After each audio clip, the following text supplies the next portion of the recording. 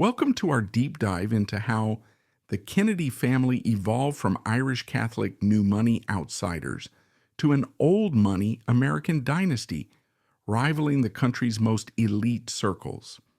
In this video, we'll explore the financial genius of Joseph P. Kennedy Sr., from his early days as the youngest bank president in the United States to his canny dealings in Hollywood, the liquor industry, and prime real estate acquisitions like the Merchandise Mart in Chicago.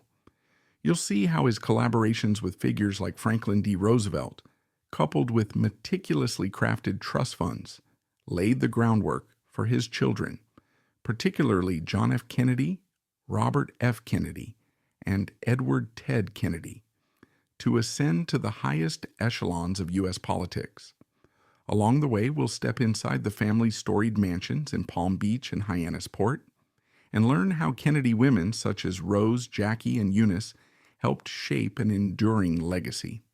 Whether you're a history buff or just curious about the mysteries of American high society, this behind-the-scenes look reveals how the Kennedys wielded wealth, influence, and strategic alliances to transform new money beginnings into a legendary dynasty. How the Kennedys went from new money to old money. Let's begin with a vivid picture. Close your eyes and imagine a time in early 20th century America when Boston streets were alive with opportunity, where families of Irish Catholic descent sought influence in a society still dominated by old-line Protestant circles. Into this landscape stepped the ambitious Joseph P. Kennedy Sr., born in 1888 to Patrick Joseph Kennedy, a successful saloon owner who had risen to local political prominence. Patrick was no ordinary barkeep. According to contemporary accounts reported in the Boston Globe, he was influential enough to shape the political environment of his ward, giving young Joseph more than just a comfortable start. He offered him a taste of what it meant to move among people who held real power. Yet Joseph Sr. would far surpass his father's accomplishments by combining innate financial genius, unwavering determination, and strategic partnerships that propelled the family to the pinnacle of American political and social life.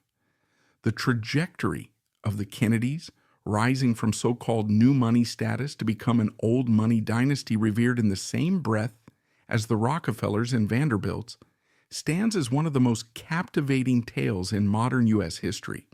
Stories about Joseph Sr.'s early brilliance abound. One anecdote, sometimes cited in business blogs and partially echoed by financial historians like John Steele Gordon, suggests that Joseph Sr. possessed an uncanny ability to read market shifts before most of his contemporaries. After graduating from Harvard in 1912, he first took on a role as a state bank examiner. That position gave him invaluable insights into the financial health of various institutions at a time when local banks rose and fell with startling speed. By the time he was only 25, Joseph Sr. had become the youngest bank president in America, heading Columbia Trust in Boston. This achievement was no small feat, especially in an era when bank presidents were typically older, well-established men, often from families entrenched in banking for generations. Yet Joseph Sr. didn't simply settle for a title. He used this position to deepen his understanding of stock valuations, corporate debt structures, and, more importantly, the psychology of investors. Here's where the story gets particularly fascinating. In the 1920s, as the stock market soared, Joseph Sr. embraced the spirit of the Roaring Twenties and engaged in speculative investments that turned him into a millionaire many times over. He is frequently noted for short selling before the 1929 market crash, one of the few who capitalized on the collapse.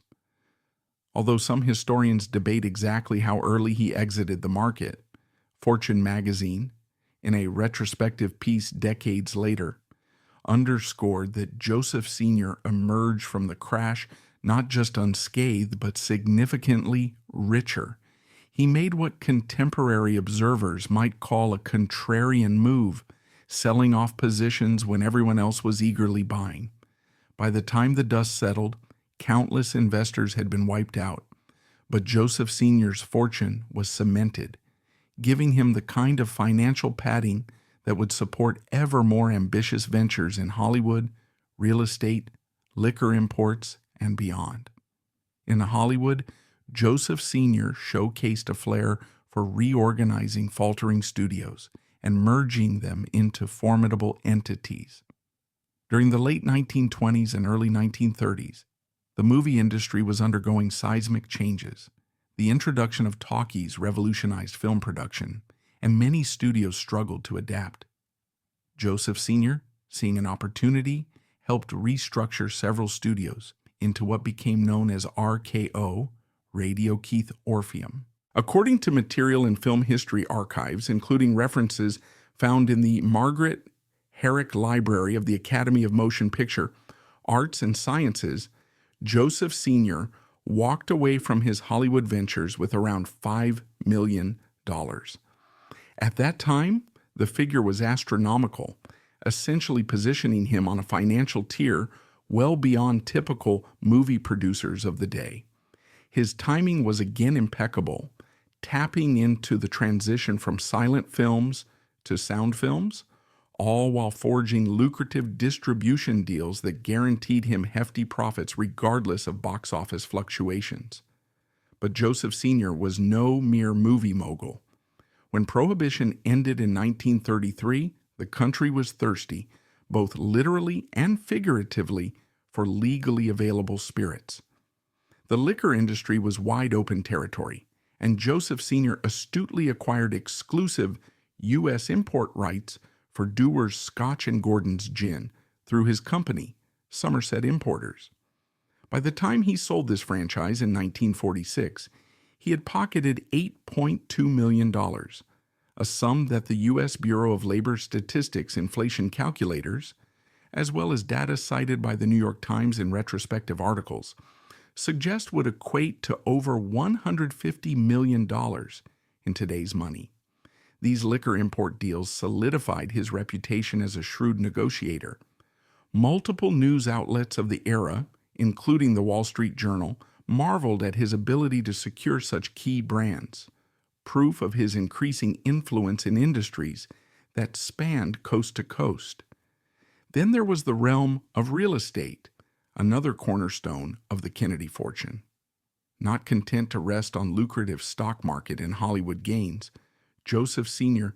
poured substantial resources into prime properties. One of his notable acquisitions was an interest in the Hialeah Park racetrack, located not in New York, but in Florida, though it was often mentioned in connection with New York investors. He also targeted the Merchandise Mart in Chicago, which, upon his purchase in 1945 for $12.5 million, was reputedly the largest commercial building in the world. Standing near the intersection of the Chicago River's branches, the Merchandise Mart boasted millions of square feet of floor space and housed an array of wholesale showrooms and offices. Local newspapers, including the Chicago Tribune, covered the sale extensively, pointing out that Joseph Sr.'s willingness to acquire such a gargantuan and complex piece of real estate signaled an investor unafraid of big bets. By 1957, Fortune magazine estimated his net worth at somewhere between $200 million and $400 million, placing him among the 15 wealthiest individuals in the United States. In a single generation, the Kennedys had gone from modestly affluent Irish Catholic Bostonians to one of the country's leading financial powerhouses. Yet Joseph Sr. detested ostentatious displays of wealth, something that might seem ironic given his monumental success. His style was the antithesis of the stereotypical new money tycoon who flaunted wealth through gaudy mansions or glittery social events. Instead, Joseph Sr. focused his energy on political influence. This is where the Kennedys diverged sharply from many other families who rose during the same era. While he did own luxurious properties in places like Palm Beach and Cape Cod, He preferred to channel his resources into carefully cultivated relationships with key political figures. One of his pivotal alliances was with Franklin D. Roosevelt, a fellow Harvard man. Their shared alma mater wasn't just a talking point at cocktail parties. It provided a sense of camaraderie and mutual respect. FDR recognized Joseph Sr.'s financial acumen and, in 1934, appointed him chairman of the Securities and Exchange Commission, SEC. Historians have pointed out how Joseph Sr. helped reform certain Wall Street practices that had contributed to the reckless speculation of the 1920s, although cynics noted the irony that a one-time short seller presided over rules meant to curtail stock manipulation. Nevertheless, his tenure, lasting until 1935, signaled the deep trust that President Roosevelt placed in his judgment. Joseph Sr. also served as U.S. ambassador to the United Kingdom from 1938 to 1940, though his controversial isolationist positions and sometimes pessimistic public statements about the war in Europe eventually led to tensions with Roosevelt. British newspapers like the Times of London criticized him, suggesting that his stance did not align with the urgency they felt in facing Nazi Germany. Nonetheless, this role offered the Kennedys unparalleled exposure on the global political stage, aligning them closer with America's upper crust circles that had historically been dominated by WASP, white Anglo-Saxon Protestant elites. Through these posts, Joseph Sr. effectively bridged the gap between his Irish Catholic roots and the socially exclusive enclaves of the American establishment. This transformation or metamorphosis wasn't just about money. It was also about acceptance, status, and most crucially, power. To ensure his descendants would benefit from the wealth and influence he'd cultivated, Joseph Sr. set up trust funds in 1926, 1936, and 1949. Each was designed to distribute resources among his 9 children and eventually his 28 grandchildren. Rather than simply handing out cash, these structures allowed for a carefully managed transfer of assets, insulating the family from poor financial decisions and ensuring that capital could be reinvested to grow over generations. Legal analysts writing in the New York Times decades later would point out that these trusts exemplified how wealthy families transitioned into old money status by establishing continuity and long-term financial security. By the time Joseph Sr. stepped out of the public spotlight, the Kennedys were no longer upstart newcomers. They were recognized as a clan with dynastic ambitions, complete with the resources and connections to back them up. This shift fully crystallized in the public eye thanks to Joseph Sr.'s sons, John F. Kennedy, JFK, Robert F. Kennedy, RFK, and Edward Ted Kennedy. All of them attended Harvard, maintaining the family tradition, and they embodied a certain refinement and commitment to public service that captured the American imagination. JFK, of course, soared to prominence during the 1960 presidential election, narrowly defeating Richard Nixon by a margin of 0.17% in the popular vote. The Boston Globe, on the night of the election, proclaimed a Kennedy Revolution, highlighting how an Irish Catholic from Massachusetts had achieved the highest office in the land. This was momentous on several levels. Not only was JFK the first Catholic president, but his victory also signaled the coming of age of a new generation of American leadership. Inside the Kennedy mansions, the Hyannisport compound in Cape Cod, Massachusetts, is arguably the most iconic of all Kennedy properties. Purchased by Joseph P. Kennedy Sr. in 1928 for $25,000, a sum that already indicated significant means, though not the astronomical figures the family would later wield. The property spanned 6 acres of prime waterfront on Nantucket Sound. According to the local Cape Cod Times, this stretch of coastline was then becoming a magnet for wealthy Bostonians seeking a summer retreat, but Joseph Sr. envisioned more than just a seasonal getaway. He saw a space where the Kennedys could congregate, strategize, relax, and cement their emergent status as a formidable clan. The main house, boasting 13 bedrooms, became the nucleus of family gatherings. 2 guest houses dotted the perimeter for adult children and visitors. A private beach offered the luxury of seclusion, something vital for a family that would grow accustomed to the constant flash of reporters' cameras. By 1929, Joseph Sr.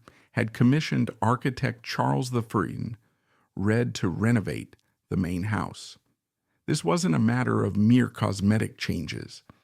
The intention was to make the place reflect the Kennedys' blend of practicality and quiet opulence. Clapboard exteriors, reminiscent of traditional New England homes, were chosen to maintain local architectural harmony and avoid ostentatious displays. Inside, oak-paneled walls lent a sense of warmth and gravitas, the kind of environment where children could play in the mornings and future presidents could confer with campaign advisors by afternoon. A tennis court, installed on the property, gave the estate a country club charm, and it soon became a focal point of both recreation and political networking. Members of Joseph Sr.'s expanding social circle, which included financiers, politicians, and Hollywood figures, often found themselves lured to Hyannisport for weekend get-togethers that mingled tennis matches with intense backdoor conversations about stock markets, election strategies, and national picture, yourself stepping into an era when families with the ambition and resources of the Kennedys were rapidly reshaping the American social landscape. Their ascendancy from modest roots into a status on par with the nation's traditional elites is a saga that has captivated historians, journalists, and the public for decades. While the family's political exploits often steal the spotlight, their residences, especially the personal estates and commercial properties, are equally telling of how they managed to blend their new money dynamism with the aura of old-world aristocracy. From the storied Hyannisport compound on Cape Cod to the warm breezes of Palm Beach, Florida, and on into the skyscraper canyons of Chicago and New York, each Kennedy property functioned as a deliberate extension of their brand. Understated yet undeniably grand, intimately functional yet globally symbolic. Lacey. Fast forward to 1960, and the estate played a pivotal role in John F. Kennedy's presidential campaign. Reporters from the Boston Globe and Life magazine documented how JFK's headquarters took shape in this unassuming seaside setting. There, he prepared his speeches, strategized with his brother Robert F. Kennedy, and occasionally fielded questions from journalists who found Hyannisport simultaneously informal and majestic. When Hubert Humphrey made visits, the compound acquired even greater gravitas. It wasn't merely a backdrop, but a living symbol of a new American aristocracy. Young, forward-thinking, yet steeped in tradition. Over the decades, the compound's ownership shifted among family members, but the estate remained a treasured hub for reunions, holiday gatherings, and even philanthropic events. Today, real estate analysts value it at anywhere from $20 million to $30 million, a testament not only to its prime coastal location but also to the mystique that has grown around it. Robert F. Kennedy Jr. and other descendants have taken an active role in preserving the property, aware that every oak beam and blade of grass is steeped in national history as much as family lore. The Kennedys' second great residential acquisition was a 14,500 square foot Mediterranean revival villa in Palm Beach, Florida, purchased in 1933 for $100,000 roughly $2.3 million in today's money, according to inflation calculators. Palm Beach in the 1930s was already a haven for Northeastern elites eager to escape harsh winters and rub shoulders with luminaries of finance and society. The property, designed by Addison Misner, showcased all the hallmarks of his signature style: sweeping archways, stucco walls, barrel tile roofs, and ornate wrought iron accents. Misner's architectural influence in South Florida was vast. He was largely responsible for creating the Mediterranean-inspired aesthetic that would become emblematic of Palm Beach luxury. Local historians, such as those writing for the Palm Beach Post, often cite this particular estate as a near-perfect example of Misner's ability to merge a sense of fantasy with functional elegance. Joseph Sr. and his wife, Rose Fitzgerald Kennedy, quickly recognized that the Palm Beach house was more than just a vacation spot. Its breezy patios and ocean views made it an ideal place to host influential figures. Winston Churchill reportedly visited in 1940, an event that occurred against the backdrop of intensifying global tensions in Europe. Although Joseph Sr.'s isolationist stance during his tenure as U.S. ambassador to the United Kingdom had stirred controversy, Churchill's presence at the villa reinforced the notion that the Kennedys were players on the international stage. During John F. Kennedy's presidency, the estate earned the moniker Winter White House, as official meetings sometimes took place there amid the lush tropical setting. JFK famously drafted part of his 1961 inaugural address on the veranda, aided by Florida's mild winter sunshine and the tranquil sound of ocean waves. Newspaper accounts from the Palm Beach Daily News recall the spectacle of Secret Service agents patrolling the oceanfront while the president worked.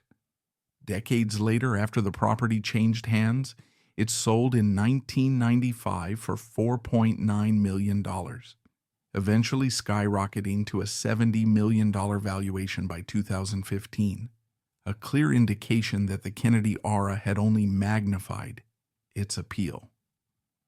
While these two estates, Hyannisport and Palm Beach, often capture public imagination, the Kennedys also extended their real estate aspirations to large-scale commercial ventures, further blending financial acumen with political clout.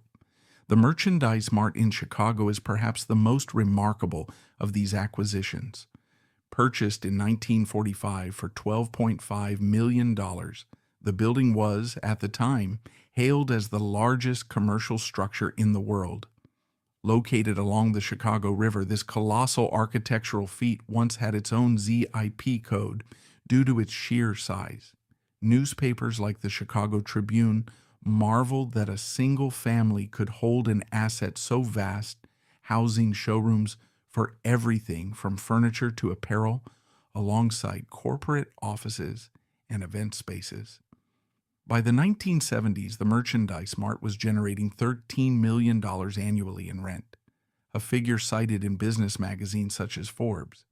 When the building was sold in 1998 for $625 million, it represented a 2,000% return on the original investment, a deal that has since become a textbook example of long-term real estate strategy paying off handsomely. In New York, Joseph Sr. pursued a similarly shrewd path, acquiring a parcel on Lexington Avenue for $1.9 million in 1943 and selling it in 1963 for $6 million, more than tripling his investment over 2 decades. According to archived real estate records from the New York Times, the deal showcased Kennedy's knack for predicting which neighborhoods would experience growth and how to leverage that foresight. Rumors and partial documents indicate that Joseph Sr. may also have held a stake in the land underneath the Empire State Building, arguably the crown jewel of Manhattan skyscrapers, although the exact details of that arrangement remain a point of intrigue for many Kennedy aficionados. Even if the transaction details were somewhat opaque, the mere possibility that the Kennedys had a piece of such an iconic landmark served to underscore their arrival among America's financial elite. After all, real estate in Manhattan was, and remains, one of the most reliable barometers of both wealth and status. What makes these residential and commercial investments particularly notable is how seamlessly they dovetailed with the Kennedys' wider ambitions. In the early 20th century, many families who struck it rich focused solely on accumulating monetary capital or indulging in lavish displays. Joseph Sr., by contrast, held a deep belief in translating that wealth into institutional power. This conviction was evident in his decision to establish a series of trust funds, beginning in 1926, expanding in 1936, and again in 1949, that distributed resources among his children and later grandchildren.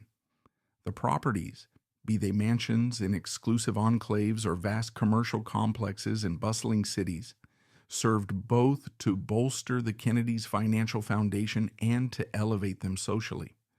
By the time John F. Kennedy ran for president in 1960, it was not just about his personal charm and political skill. It was about a whole family apparatus that had been decades in the making, fortified by strategic real estate holdings that signaled both solidity and aspiration. For instance, when Life magazine ran photo features in the late 1950s, showing the Kennedys at Hyannisport, the images subtly conveyed a narrative of respectability and refined wealth, sailing, playing touch football on neatly trimmed lawns, entertaining foreign dignitaries in a manner reminiscent of a European noble house. In Palm Beach, the so-called Winter White House introduced an appealing glamour, pictures of President Kennedy in sunglasses by the pool or strolling barefoot along the beach presented a fresh, modern face of American power. These photos circulated through major media outlets at the time, including the New York Times and the Associated Press, shaping the public's perception of the Kennedys as a blend of accessibility and aristocratic allure. The estates themselves became characters in the Kennedy story, familiar backdrops that anchored everything from political campaigns to statecraft, as well as family tragedies and celebrations. The synergy between the residential estates and the commercial properties was also emblematic of the Kennedys' calculated approach. If Hyannisport signaled heritage, tradition, and a sense of belonging, the Merchandise Mart and New York parcels symbolize formidable economic clout. Media coverage, such as Fortune magazine's 1957 article estimating Joseph Sr.'s net worth at $200 to $400 million, hammered home the idea that the Kennedys were part of a newly emerging class of ultra-wealthy families who had catapulted themselves into the ranks once held by the Rockefellers, the Morgans, or the Astors. By focusing on real estate as a platform for both financial returns and societal influence, Joseph Sr. ensured that the Kennedys could pivot between the roles of quiet landlords, gracious hosts, and political kingmakers whenever they saw fit. Some expansions to the Palm Beach and Hyannisport estates over the years illustrate how the family adapted the properties to keep pace with their evolving roles. After Joseph Sr. suffered a stroke in the early 1960s, certain modifications were reportedly made to improve wheelchair accessibility and facilitate his continued enjoyment of the compound's amenities. Local carpenters from the Cape Cod area recall small but significant additions. Ramps, elevator chairs, integrated discreetly into the home's architecture so as not to disrupt its classic look. Even in moments of personal adversity, the properties symbolized resilience and continuity, hosting family gatherings and philanthropic events that reflected the Kennedys' broader commitment to both private bonding and public engagement. Likewise, the Winter White House in Palm Beach underwent various renovations, under different owners after the Kennedys parted with it. When it sold for $4.9 million in 1995, real estate watchers commented that the price, while impressive, seemed low given the estate's storied history. By 2015, however, a combination of Palm Beach's rising property values and the enduring Kennedy mystique pushed the valuation to $70 million. Architectural historians who examine Misner's legacy argue that the home remains an important artifact of Palm Beach's golden age, with the Kennedy tenure just one facet of its storied past. Nevertheless, it's impossible to walk through its corridors or lounge by its pool without sensing the echoes of major historical figures conferring on matters of war, peace, and national policy. Beyond the high walls of the family's private estates, the Kennedys also recognized the significance of forging public spaces and memorials that would further entrench the family legacy. The John F. Kennedy Library and Museum in Boston, while not a residential property, stands as an outgrowth of the same mindset that propelled them to invest in iconic real estate in major cities. Overlooking the harbor, the library's designed by I.M. Pei merges an elegant modern aesthetic with a nod to Boston's maritime heritage. The institution draws thousands of visitors each year, many of whom leave with a deeper appreciation for the Kennedys' sense of duty, style, and civic responsibility. That blend of public homage and personal brand building is consistent with the family's approach to property ownership in Hyannisport, Palm Beach, Chicago, and New York. The result is that when we look inside the Kennedy mansions, as the phrase often goes, we're not just peering at decorative styles or square footage. We are stepping into microcosms of the American dream, as interpreted by a family determined to transmute wealth into a multi-generational dynasty. The clapboard walls and oak-paneled interiors at Hyannisport tell the story of a patriarch who thought well beyond his own lifetime. The Addison Misner arches and breezy patios in Palm Beach capture the Kennedys' flair for combining serious politics with leisurely indulgence. The soaring floors of the Merchandise Mart and the Manhattan parcels quietly accumulating value speak to a capacity for harnessing financial markets at their most dynamic. And underlying every brick and beam is an ethos. That influence in America demands not just money, but a sense of place, legacy, and identity woven into the nation's fabric. How the Kennedy women turned their family into old money. Imagine stepping into a grand salon in early 20th century Boston, where social status and old line prestige are tightly bound to which family you hail from, the clubs you frequent, and the charities you support. It was into this world, where Irish Catholics were still battling prejudice from the city's entrenched Protestant elite, that Rose Fitzgerald Kennedy emerged as a formidable figure. In 1914, she married Joseph P. Kennedy Sr., helping launch a family dynasty that would capture American imaginations for generations. While Joseph Sr. built the financial foundation, it was often the Kennedy women, their poise, philanthropy, social connections, and public image, that propelled the clan from new money upstarts into what some observers called America's royal family. Their contributions bridge the gap between an Irish Catholic immigrant past and an aristocratic future defined by Ivy League educations, philanthropic leadership, and political ambition. Rose Fitzgerald Kennedy, 1890 to 1995, led the way as the family's matriarch. Born into privilege, she was the daughter of John Honey Fitzgerald, a larger-than-life Boston mayor whose beaming grin and political savvy made him a local celebrity. From the beginning, Rose brought her own version of sophistication to the Kennedys. Raised in a prominent Catholic household, She studied at Manhattanville College, a prestigious institution in New York, then an academy before it became a college, where she was trained in literature, languages, and social etiquette. By all accounts, as documented in her memoir Times to Remember, she possessed a subtle but unwavering determination to ensure her children would stand confidently among Boston's upper crust and beyond. The Boston Globe, in various retrospectives, emphasizes that Rose was the bedrock upon which her children built their academic, social, and political identities. At a time when anti-Catholic sentiment lingered in many parts of the country, Rose's devout faith and charitable initiatives acted as a softening agent for the Kennedys' rough edges, especially regarding rumors around Joseph Sr.'s alleged bootlegging or his sharp-elbowed financial maneuvers. Indeed, Rose's close connections with the Archdiocese of Boston and her tireless fundraising for Catholic charities gave the Kennedys a moral authority that was not always easy for wealthy families to claim.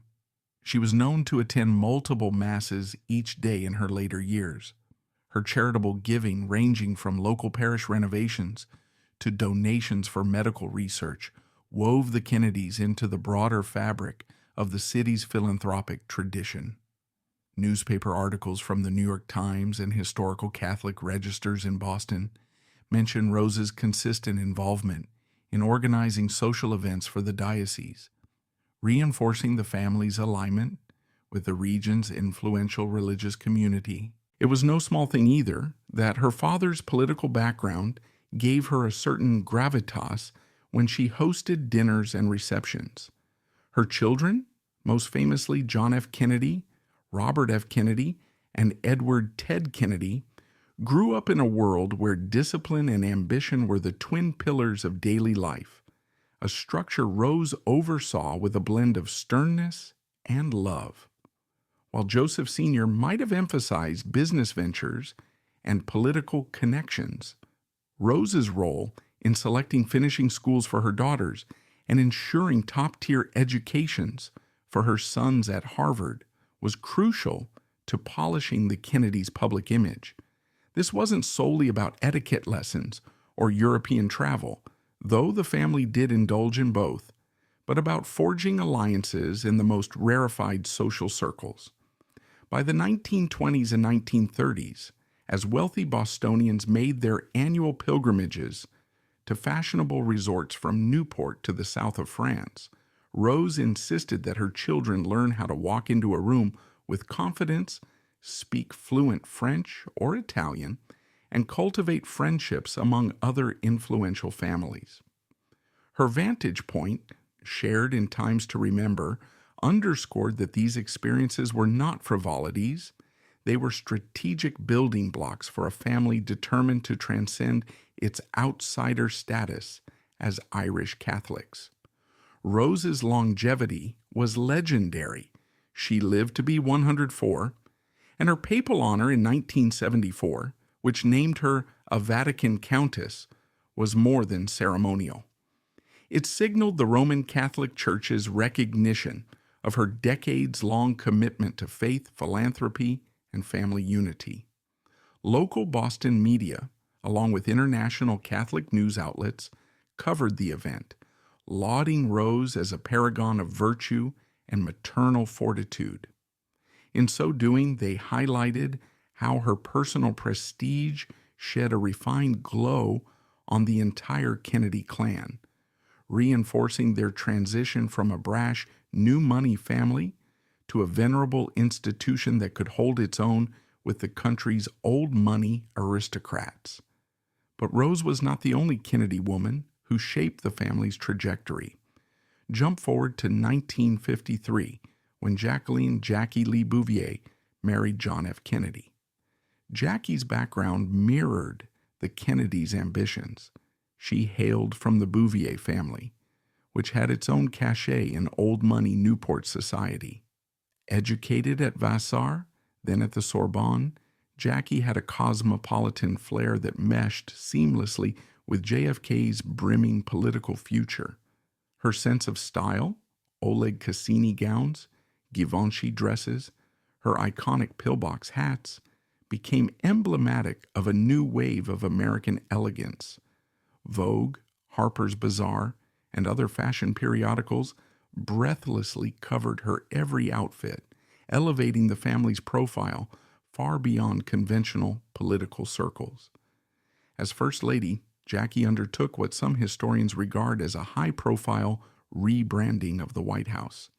She invited in top designers, antique collectors, and historians to restore rooms that had become somewhat nondescript over the years.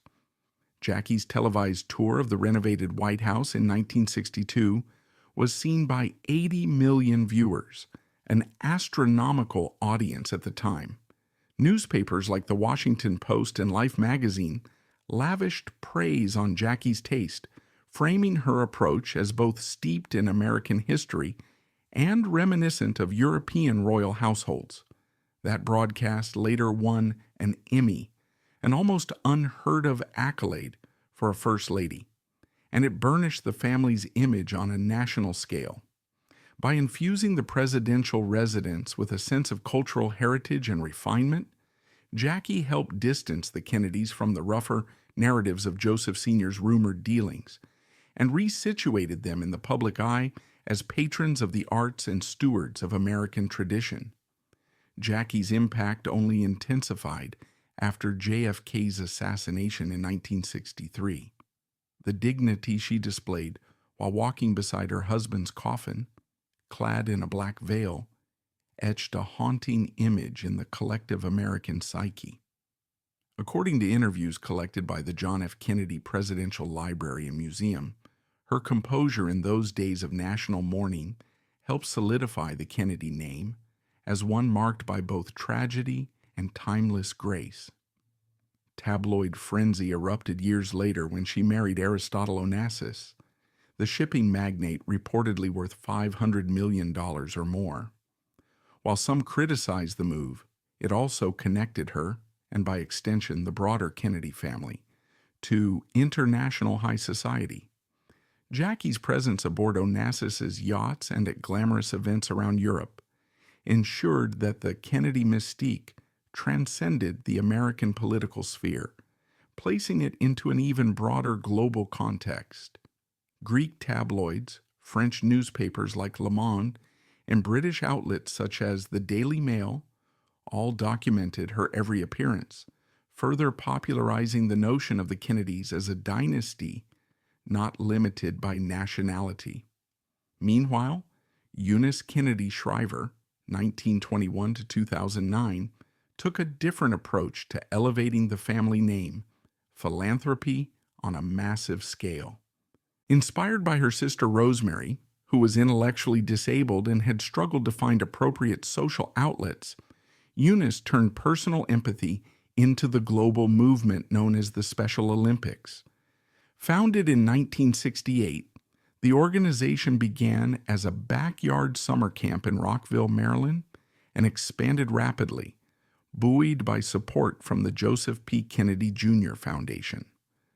Reputable sources such as the Special Olympics' own historical archives note how Eunice's relentless advocacy attracted volunteers and media coverage, culminating in the 2004 Olympics' first International Special Olympics Games at Chicago's Soldier Field in 1968.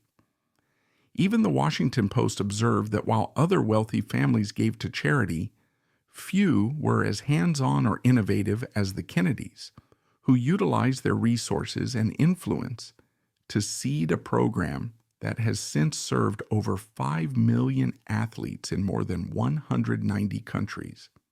Eunice's 1984 Presidential Medal of Freedom, awarded by President Ronald Reagan, underscored her massive contributions to social justice, raising the entire family's philanthropic stature to unprecedented levels. Those who might have once dismissed the Kennedys as mere opportunists or shallow showpieces now had to contend with a tangible legacy of service that fundamentally changed global perceptions of intellectual disability. Numerous articles, including coverage from Time and the New York Times, credited Eunice's initiative with helping to destigmatize mental and developmental disabilities, especially during a period when such topics were widely misunderstood. This tradition of public service carried through to the next generation of Kennedy women as well. Caroline Kennedy, born 1957, the daughter of JFK and Jackie, grew up under the intense scrutiny of the media. Nevertheless, she carved out her own path. After graduating from Harvard and Columbia Law School, Caroline authored books on constitutional law and privacy, some co-written with Ellen Alderman, and served on various boards. Her eventual entry into official public service as U.S. Ambassador to Japan, 2013 to 2017, and later to Australia from 2022, offered yet another layer to the family's transformation. The Associated Press and Reuters, among other international outlets, tracked her diplomatic approach, noting her focus on cultural exchange and historical reconciliation, particularly with Japan, given the painful backdrop of World War II. Her calm, gracious demeanor, combined with a knack for connecting on a personal level with officials abroad, reinforced the Kennedys' reputation for polished leadership. In interviews from her diplomatic posts, Caroline often referenced her mother's influence on cultivating grace under pressure and her grandmother Rose's emphasis on faith and public service.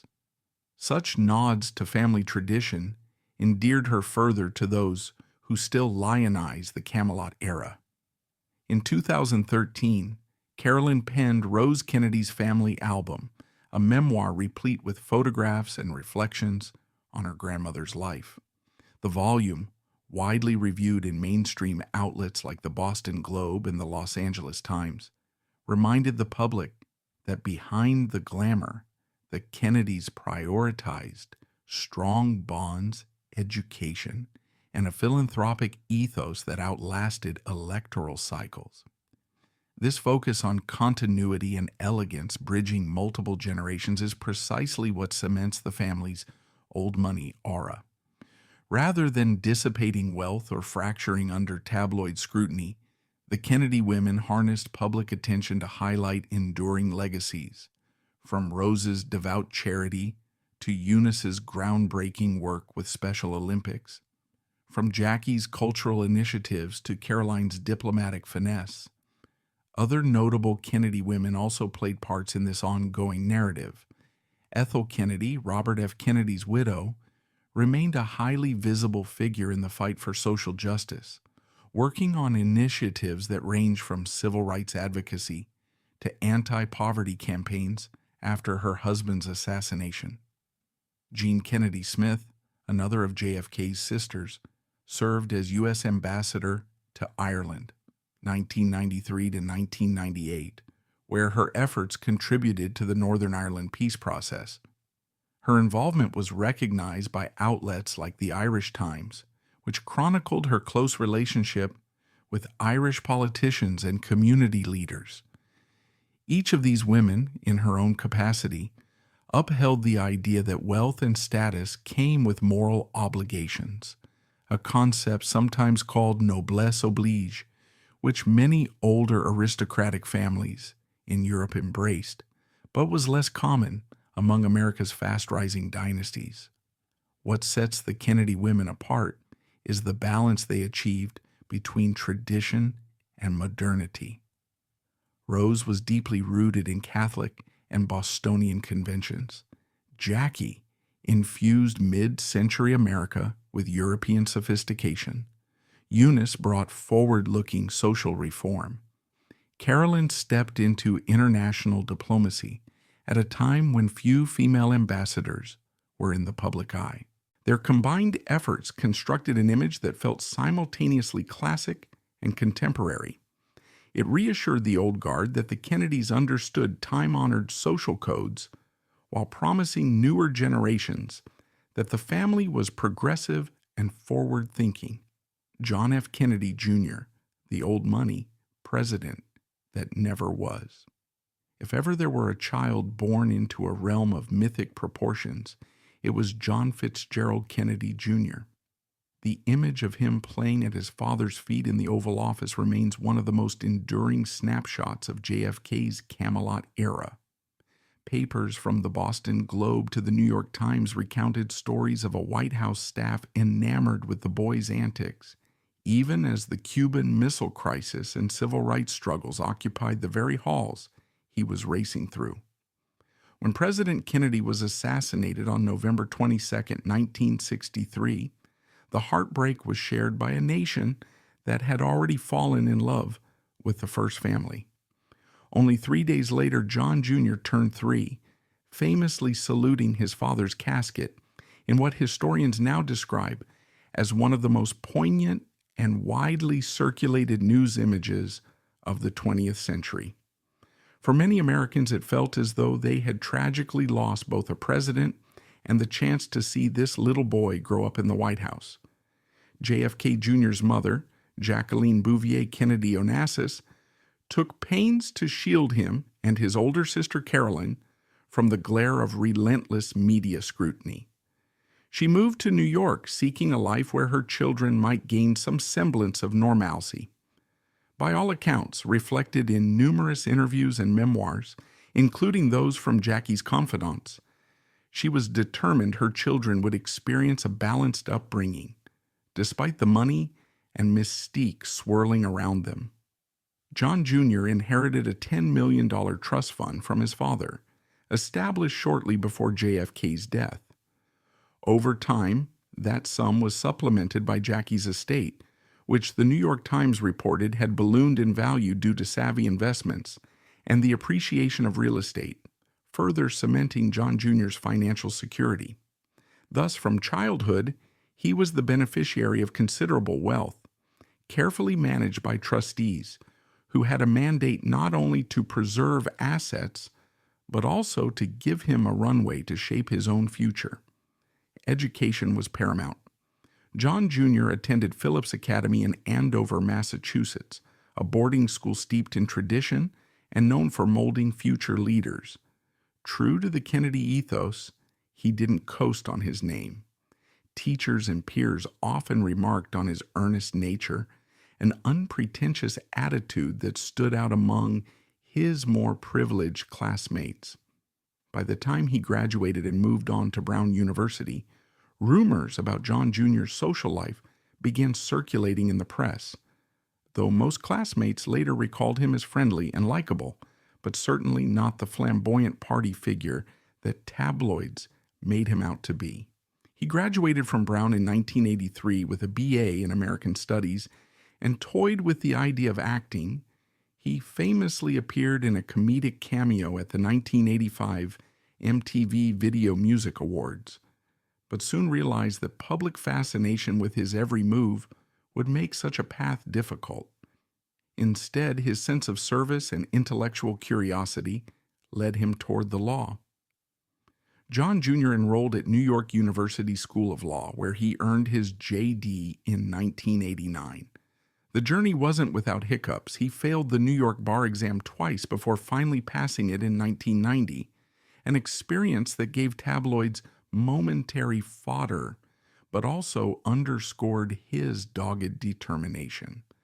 Articles at the time in the Washington Post and the New York Daily News reflected a mixture of sympathy and schadenfreude, as the son of a famously gifted president struggled with an exam that thousands of less famous students had also found challenging. Upon passing, John Jr. joined the Manhattan District Attorney's Office as an assistant district attorney, serving from 1989 to 1993. As an ADA, he worked on cases ranging from petty theft to more serious crimes, earning a reputation, according to colleagues interviewed by outlets like the New York Times, for approachability, fairness, and a marked reluctance to leverage his family name. Yet, even in the courtroom, reporters sometimes lined the hallways to catch a glimpse of him, testifying to the enduring magnetism of the Kennedy mystique. The early to mid-1990s also saw John Jr. step into the rarefied circles of New York society. A fixture at charitable galas and cultural fundraisers, He mingled with celebrities, philanthropists, and power brokers who recognized the potential for a Kennedy resurgence in American politics. The same new money versus old money dichotomy that had once dogged his grandfather, Joseph P. Kennedy Sr., no longer applied to John Jr., who was considered a bona fide scion of an established dynasty. In 1988, People magazine dubbed him the sexiest man alive, a designation that propelled him onto the covers of countless publications. This sudden surge of media attention was a double-edged sword. It brought him pop culture status, but also stoked rumors about potential runs for office that he appeared, at the time, unready to embrace. By 1995, John Jr. co-founded George Magazine with his business partner Michael Berman. The glossy publication promised, and mostly delivered, a mix of politics, pop culture, and celebrity. Its tagline, "Not just politics as usual," hinted at John Jr.'s ambition to shake up a magazine market that usually kept politics and entertainment in separate spheres. The first issue, featuring Cindy Crawford on the cover dressed as George Washington, immediately generated buzz, with a print run that soared to around 400,000 copies at its peak circulation. Advertisements in the magazine catered to a young, affluent readership, including major luxury brands. Profiles on politicians often incorporated tongue-in-cheek humor or celebrity elements, capturing John Jr.'s attempt to demystify political processes for a broader audience. George's editorial slant was occasionally criticized for being light on serious policy analysis, yet it managed to carve a unique niche, a politics-centered lifestyle magazine that resembled Vanity Fair or GQ in style and flair. Interviews with John Jr. in the Washington Post and Time magazine around that era show him passionately defending the magazine's editorial approach, aiming to expand Democratic engagement by making politics seem less arcane and more akin to a dynamic, celebrity-driven narrative, akin to the world in which he himself had grown up. Unsurprisingly, speculation soon turned to the question of whether John Jr. would parlay his name recognition and wide popularity into a bid for political office. After all, the Kennedys had long been seen as a formidable political brand. His father was a beloved president, his uncles Robert and Ted had also served in high office, and cousins were active in state and federal legislatures. A 1997 Gallup poll found that 65% of Americans viewed him favorably for a potential Senate or gubernatorial run, numbers that would be the envy of most aspiring politicians. Senior journalists, including some at the New York Times, opined that if John Jr. decided to run for a New York Senate seat, he would be a serious contender from the moment he announced. The rumor mill went into overdrive in the late 1990s, especially when then First Lady Hillary Clinton appeared poised to seek the same Senate seat in New York. Could John Jr. challenge her? Might he aim for the governorship instead? So strong was the sense that John Jr. was biding his time that some tabloids even printed John F. Kennedy Jr. for president without irony. He addressed these speculations with politeness but also caution, famously telling Oprah Winfrey in a 1998 interview, "I want to contribute, but on my terms," signaling that he was neither rejecting nor fully embracing the idea of campaigning. Meanwhile, his personal life grabbed headlines just as fervently.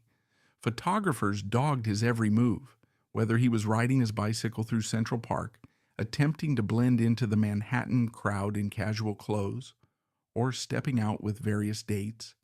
Then came Carolyn Bessette, a striking blonde who had worked in public relations for Calvin Klein. She caught John Jr.'s attention in the mid-1990s, and they began dating under the intense scrutiny of tabloids like the New York Post. Friends later recounted in interviews with Vanity Fair that the pair had an immediate chemistry, bonding over their shared desire for privacy amidst a sea of paparazzi. Their 1996 wedding on Cumberland Island, Georgia, a secluded wooded retreat accessible only by boat, was orchestrated with utmost secrecy. The ceremony took place under flickering candlelight in the island's tiny First African Baptist Church, and fewer than 40 guests attended. Such tight-lipped arrangements infuriated press agencies, which had scrambled helicopters and speedboats to no avail, reflecting the couple's determination to preserve at least one life event away from the paparazzi's relentless lens. Following the marriage, the newlyweds settled in a sleek Tribeca loft in Lower Manhattan. They worked to maintain a relatively low profile, with both John Jr. and Carolyn often seen strolling the neighborhood in casual attire. Still, tabloids would capture them in tense moments, such as occasional sidewalk arguments or near brawls with aggressive photographers. Carolyn, described by friends as elegant but shy, struggled with the constant onslaught. Sources close to her told the New York Observer that she found the perpetual intrusion stressful. At the same time, her refined sense of fashion turned her into something of a style icon in her own right, with magazines like Vogue noting her minimalist yet effortlessly chic wardrobe. The couple represented a new brand of the Kennedys, fully immersed in New York's cultural and media spheres rather than the more traditional and sometimes insular enclaves of Massachusetts politics. Yet for all their attempts at normalcy, the question of a political future loomed. Could he truly resist the call of elective office when that path seemed to be his birthright? Those who knew him intimately suggested he was torn between forging an independent legacy and fulfilling the family expectation of public service. Mentors like Senator Ted Kennedy reportedly offered gentle encouragement, recognizing that John Jr.'s star power could help keep the Kennedy flame alive in national politics, just as President Clinton's personal tributes to John Jr. reflected a level of respect that few private citizens command. But John Jr. remained circumspect. Interviews from the late 1990s in George hinted that he found politics inspiring, but also disillusioning. He expressed frustration with the media's adversarial tone in covering campaigns, a problem he knew all too well from personal experience. Tragically, these speculations about his future were abruptly cut short on July 16, 1999, when the Piper Saratoga he was piloting went missing over the waters near Martha's Vineyard. Carolyn and her older sister Lauren Bissett were on board as well. Overnight, the nation was glued to television broadcasts and online updates. This was among the first major news events to unfold in real time on the burgeoning World Wide Web. The New York Times and CNN provided around-the-clock coverage, while families across America prayed for a miraculous outcome. But the wreckage, along with the bodies of John Jr., Carolyn, and Lauren, was discovered days later on the ocean floor. The National Transportation Safety Board, NTSB, concluded that the crash likely resulted from spatial disorientation. Low visibility and John Jr.'s relatively limited experience flying in such conditions, he had logged roughly 300 hours of flight time, were cited as key factors. Investigations found no mechanical issues with the aircraft, emphasizing the tragic reality that a momentary lapse in piloting judgment had cost 3 lives. Almost immediately, tributes poured in from around the world. President Bill Clinton eulogized John Jr. as a shining light gone out far too soon. Media outlets ran special editions.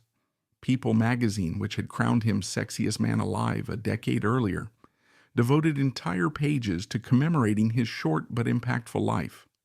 The scale of the collective mourning resembled the passing of a national figure, yet John Jr. held no official office. His net worth, which some estimates pegged between $30 and $100 million, remained largely tied up in family trusts, real estate investments, including his Tribeca residence, and partial stakes in the Kennedy family's extensive portfolio. The estate settlement, as reported in the Wall Street Journal, indicated that his holdings were enough to ensure a lifetime of comfort. However, it also underscored how deeply entwined he was in the same financial tapestry Joseph P. Kennedy Sr. had begun weaving decades earlier, thereby exemplifying the old money security that he inherited but never flaunted, inside the old money fashion style of the Kennedys. No one defined this shift toward a global awareness of Kennedy style more powerfully than Jackie Kennedy, whose role as First Lady in the early 1960s vaulted her onto an international stage. By 1961, the New York Times was already calling her look a breath of fresh air, describing how her blend of Ivy League preppiness and European haute couture felt at once youthful and timeless.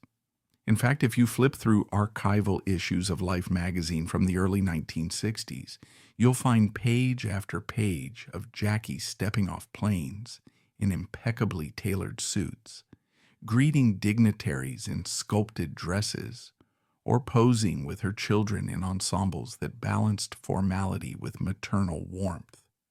Behind the scenes, her style was shaped by a handful of key influences, most famously the French houses Chanel and Givenchy, which epitomized sophistication, and Oleg Cassini, the couturier responsible for many of her White House-era gowns.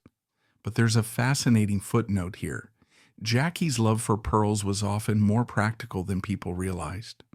While the public envisioned her with access to endless heirloom jewelry, certain historians, such as those interviewed in a PBS documentary about the Kennedy White House years, assert that at least some of Jackie's pearl sets were faux creations by Kenneth J. Lane. Lane himself was known for crafting high-quality costume jewelry beloved by socialites who wanted the look of priceless pearls without the risk or expense of wearing real ones every day. It's a detail that underscores Jackie's genius for mixing. She could pair a Chanel suit worth thousands with a set of faux pearls, and the result still read as authentically luxurious because everything was chosen with an exacting eye. Jackie's mastery of image came into stark relief in November 1963 when she wore her now infamous pink Chanel suit on a visit to Dallas, a suit that still to this day stirs deep national emotions. Splattered with blood after JFK's assassination, that garment was quietly taken into storage and remains, by request of her daughter Caroline, off limits to public view until at least 2103.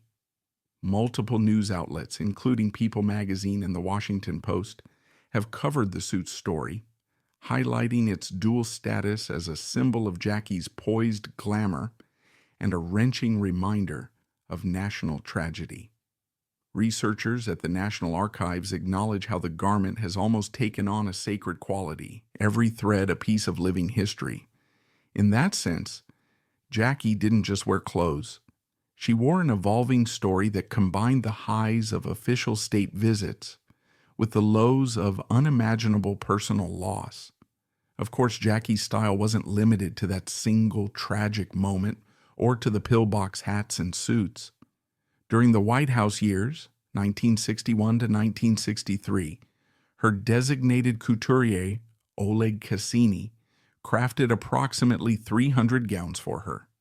This level of custom design was unprecedented. The Washington Post reports that Cassini's fees totaled about $150,000 at the time, which inflation calculators now put at over $1.5 million. There's evidence discussed in certain academic papers on the role of fashion in statecraft that Joseph P. Kennedy Sr. himself often underwrote these expenses. Far from frivolous, the investment served as a form of fashion diplomacy.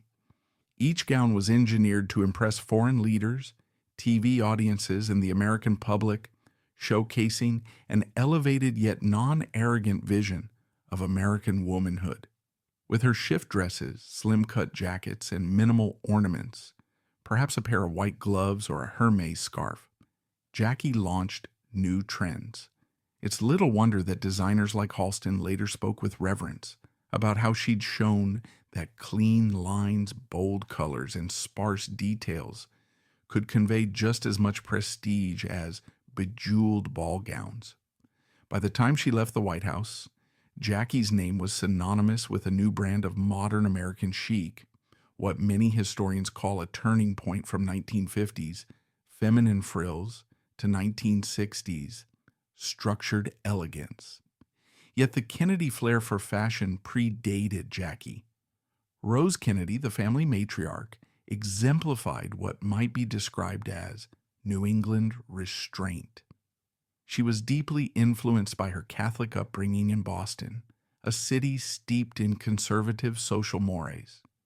From the 1940s through the 1960s, local Boston papers, like the Boston Globe, occasionally ran snippets about Rose's personal style.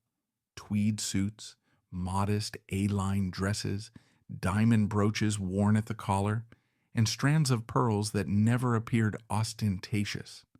High necklines and subdued colors, navy, beige, and gray, formed a palette that reflected her sense of propriety.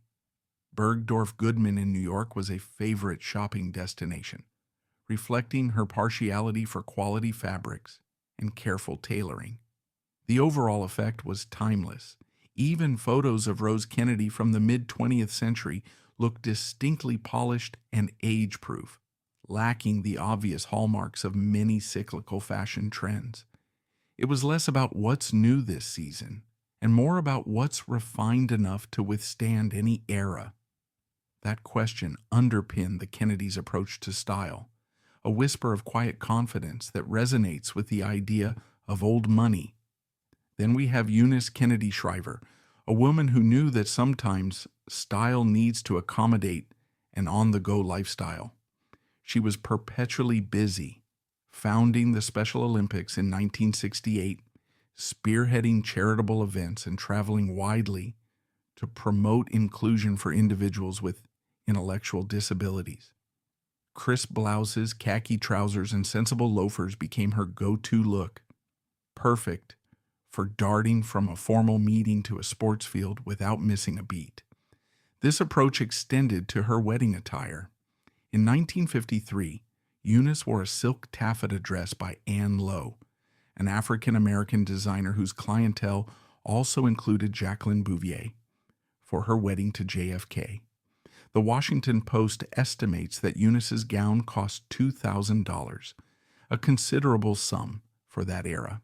Though overshadowed by the more spotlighted gowns of her sister-in-law Jackie, Eunice's dress contributed to an understated bridal trend that championed craftsmanship over gaudy embellishment.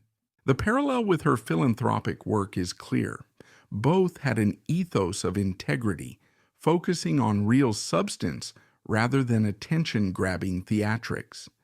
In exploring these women's wardrobes, we see the shared principle of old money style, impeccable construction, the best fabrics, and designs that transcend immediate fads. A Town & Country feature from 2010 argued that the Kennedys' power lay in making it all look effortless, even if behind the scenes there were tailors, consultants, and occasionally large sums of money paying for each garment. While new money might flaunt conspicuous logos or dripping gold, the Kennedys stayed consistent with what one might call the Anglo-American gentry aesthetic, reminiscent of the British aristocracy. A well-cut coat, a timeless silhouette, quiet colors, subtle but unmistakable elegance. This was especially potent in the United States that prided itself on its egalitarianism. Somehow, by avoiding gaudiness, the Kennedys wore wealth without alienating the middle class. People found them aspirational, not off-putting. This approach to dressing extended into the next generation. Even John F. Kennedy Jr., known commonly as John John, picked up on the family tradition of blending Ivy League staples with minimal fuss. As a young lawyer and magazine publisher in the 1990s Manhattan, JFK Jr. could be seen alternating between Savile Row suits for professional events and laid-back chinos, or J. Crew polos for weekends in Hyannisport. It was the perfect update of the old formula. Show you're serious about your work, but never lose that breezy maritime charm that forms the core of the Kennedy mythos. This aesthetic was, in part, a reflection of the flexible, more casual dress codes that took hold in the 1990s. But it also connected back to the family's East Coast roots and their carefully honed tradition of never appearing overdressed. Similarly, JFK Jr.'s wife, Carolyn Bessette Kennedy, brought a potent kind of minimalism into the fold. Having worked in the fashion industry as a publicist for Calvin Klein, Carolyn had absorbed the 1990s ethos of simplicity that Calvin Klein, Jill Sander, and Helmut Lang were all championing. She favored monochrome palettes, black turtlenecks, clean-lined coats, and high-quality shoes like Manolo Blahniks or delicate strappy heels. A 1998 Vogue article celebrated Carolyn as a new style icon, praising her ability to elevate basics into something glamorous. Indeed, with her sleek blonde hair and understated color choices, Carolyn seemed like a modern reincarnation of the Kennedy brand. Wealthy but never ostentatious, trendy without pandering to obviously showy designers. When paparazzi captured her walking through Manhattan with JFK Jr., the images ended up everywhere: People, Vanity Fair, the New York Daily News. And the consensus was that they embodied a 1990s spin on old money cool, a far cry from the glitz-laden 1980s.